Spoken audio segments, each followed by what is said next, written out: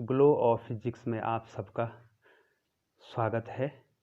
Transformer की जो छोटी छोटी वीडियो की श्रृंखलाओं में आपका स्वागत है। प्यारे बच्चों, आज का जो हमारा टॉपिक है वो है construction and working of transformer. Transformer की रचना एवं कार्य विधि क्या है बच्चों। तो बच्चों, यहाँ पर जो है बच्चों, मैंने आपको ट्रांसफॉर्मर ये बना रखा है बच्चों। थोड़ा आप यहाँ पर ध्यान देंगे बच्चों।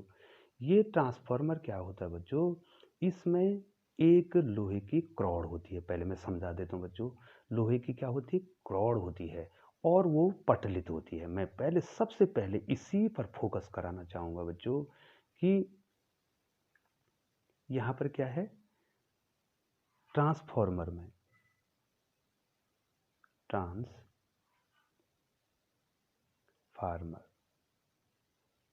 ट्रांसफार्मर में एक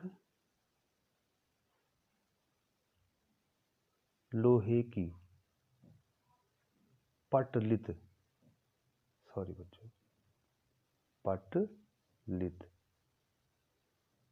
रॉड होती है।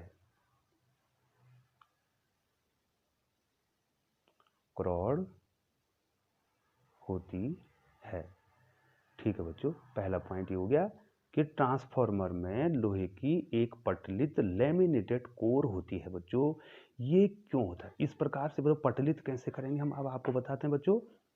हम क्या करेंगे कि जो लोहे की जो कोर है, जो रॉड है, वो देखो बच्चों, वो रॉड जो है आपकी आयताकार बेलनाकार कुछ भी हो सकती है, ठीक है बच्चों। अब वो रॉड जो है पूरी धातु का एक टुकड़ा नहीं होगा बच्चों। ये देखिए, इस प्रकार से नहीं होगा। ये देखिए, दिखाई दे रहा है आपको, इस प्रकार से नहीं होगा कि ये पूरा क्या हो गया, ये पूरा क्या हो गया, धातु का हो गया। ये देखो, इस प्रकार से ऐसी रॉड नहीं होगी बच्चों। अगर ऐसी रॉड हो गई तो उससे क्या नुकसान है, उससे नुकसान ये है बच्चों कि इसमें जो है इतनी प्रबल रूप से भंवर धाराएं उत्पन्न होंगी। इन धाराओं को क्या बोलते हैं, भंवर धाराएं, ठीक है। इसके संपूर्ण आयतन में इतनी ज्यादा भंवर धाराएं उत्पन्न हो जाएंगी जो कि उसमें प्रभाव को दिखाएंगी और ट्रांसफार्मर में क्या हो जाएगा, ऊर्जा लॉस हो जाएगी, पावर लॉस हो जाएगी, एनर्जी लॉस हो जाएगी बच्चों। जितना इनपुट है हमको आउटपुट जो है उसके नज़दीक भी नहीं मिल पाएगा। तो ये बड़ी समस्या आ गई बच्चों। अब इस समस्या को हल करने के लिए बच्चों इसको पटलित किया जाता है बच्चों। पटलित का मतलब जो है, ये देखो बच्चों, अलग अलग पट्टे जोड़ दिए जाते हैं इस प्रकार से। ये देखो मैं जोड़ रहा हूँ, ये है एक पट्टा, ये हो गया मान लीजिए। दूसरा पट्टा इस प्रकार से हो गया, ये देखिए बच्चों, ये हो गया। तीसरा इस प्रकार से हो गया। चौथा, अब इनके बीच में जगह, ये खाली जगह बच्चों, ये क्या है, खाली जगह है। खाली जगह छोड़ देते हैं बच्चों, इसके बीच में क्या छोड़ देते हैं, ये खाली जगह छोड़ देते हैं।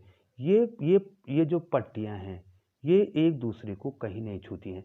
अब बच्चों इससे लाभ क्या हुआ, इससे लाभ ये हुआ कि भंवर धाराएं तो अब भी उत्पन्न होंगी बच्चों। भंवर धाराएं तो आप बिल्कुल समाप्त नहीं कर सकते हैं, भंवर धाराएं अब भी उत्पन्न होनी है। लेकिन होगा क्या, अब भंवर धाराओं का रास्ता क्या हो जाएगा, छोटा हो जाएगा, ठीक है बच्चों। अब जो है ऊर्जा लॉस कम होगी, ठीक है बच्चों। पटलित करके, ये है पटलित, ये है पटलित क्रॉस, लैमिनेटेड कोर, ठीक है बच्चों। ये पटलित करेंगे जिससे जो है भंवर धाराएं कम उत्पन्न होंगी और ऊर्जा का लॉस क्या होगा बच्चों, कम होगा, ठीक है बच्चों। और दूसरा जो है इनको बानिस्ट भी किया जाता है बच्चों, ठीक है बच्चों। अब देखिए बच्चों, इतना तो मैंने आपको बता दिया, ये हो गया। अब इसमें क्या है, ये देखो बच्चों, इस लोहे के क्रॉड पर जो है हम दो तांबे की पृथकित कुंडलियां, इंसुलेटेड कॉपर वायर लगा देते हैं। देखो एक कुंडली ये है तो एक कुंडली ये है। देखो बच्चों, ये प्राथमिक कुंडली है तो इसमें फेरे ज़्यादा हैं, और ये देखो यहाँ पर द्वितीय कुंडली, इसमें फेरे कम हैं, ठीक है बच्चों। तो इस प्रकार से जो है आपको हमने बताया है कि प्राथमिक कुंडली में तो ये अपचाई ट्रांसफार्मर हो जाएगा बच्चों, क्योंकि यहाँ पर प्राथमिक कुंडली में फेरे ज़्यादा हो गए और द्वितीयक कुंडली में फेरे कम हो गए। ठीक बच्चों, ये तो आपने पहले ही पढ़ दिया है, इसको बताने की आपको जरूरत नहीं है बच्चों। अब क्या होगा, ये जो लोहे की क्रॉड है इसमें क्या कर देते हैं, हमारे पास दो कुंडलियां होती है तांबे की प्रतिधाराओं की, और ये दो कुंडलियां एक दूसरे को कहीं नहीं स्पर्श करती हैं बच्चों। ठीक है, यहाँ पर क्या है, दो कुंडलियां हैं, एक को प्राथमिक कुंडली कहते हैं, ठीक है बच्चों, और एक को द्वितीय कुंडली कहते हैं बच्चों। ये देखो, ये इनपुट प्राथमिक कुंडली को हमने किससे जोड़ रखा है, किससे जोड़ रखा है, स्रोत से जोड़ रखा है, एसी मेन से जोड़ रखा है प्राइमरी कॉइल को। ठीक है बच्चों, अब ये द्वितीय कुंडली को, ये देखो द्वितीय कुंडली होगी, इसको हमने, ये देखो इसको एक लोड प्रतिरोध से हमने जोड़ रखा है बच्चों, इसको सेकेंडरी कॉइल कहेंगे आप। ठीक है बच्चों, तो इसमें ट्रांसफार्मर में क्या होता है, ट्रांसफार्मर में क्या होगा बच्चों, दो कुंडलियां होंगी बच्चों। ठीक है, ट्रांसफार्मर में दूसरा पॉइंट आपको बता रहे हैं, लोहे की क्रॉड पर दो पृथक्कृत तांबे की कुंडलियां होती हैं जो अलग अलग होती हैं, अलग अलग, ये देखिए बच्चों, जो अलग अलग होती हैं, मतलब एक साथ चिपके नहीं रहते हैं बच्चों।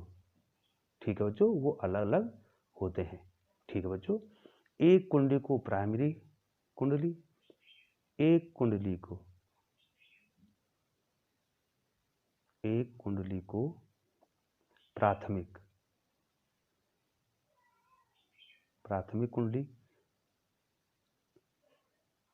कुंडली, जिसको प्रत्यावर्ती स्रोत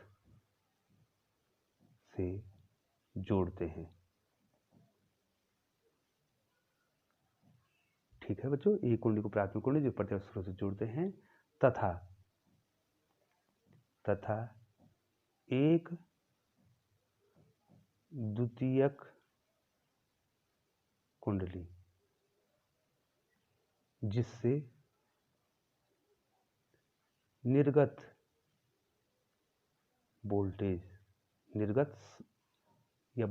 या पावर निर्गत प्राप्त होता है या आउटपुट प्राप्त होता है। ठीक है बच्चों, आउटपुट प्राप्त होगा। अब इस निर्गत में जो है आपका जो है पावर आ सकती है, एनर्जी आ सकती है, वोल्टेज आ सकती है, करंट आ सकती है बच्चों, करस्पॉन्ड चलता रहेगा। तो यहाँ पर इनपुट क्या है, इनपुट क्या है बच्चों, ये देखिए इनपुट क्या है, जो प्राइमरी कॉइल आपने सोर्स से जोड़ रखी है इनपुट देगी, और सेकेंडरी कॉइल क्या देगी बच्चों, आपको आउटपुट देगी बच्चों। ये बना रखा है मैंने, ये देखो बच्चों, ये क्या देगी, आउटपुट देगी, ये देखो। ठीक है बच्चों, ये मैंने क्या लिखा है यहाँ पे, आउटपुट लिखा है बच्चों। तो इस प्रकार से जो है बच्चों इसकी संरचना है। ठीक है, अब कार्यविधि क्या है बच्चों, ये कार्यविधि जो पहले ही बता दिया बच्चों। जैसे ही जो है हम क्या करेंगे, प्राइमरी कॉइल पर प्रत्यावर्ती स्रोत जोड़ेंगे, तो क्या होगा, ये प्रत्यावर्ती जो करंट है उसकी क्या होगी बच्चों, परिमाण और दिशा समय के अनुसार बदलेगी।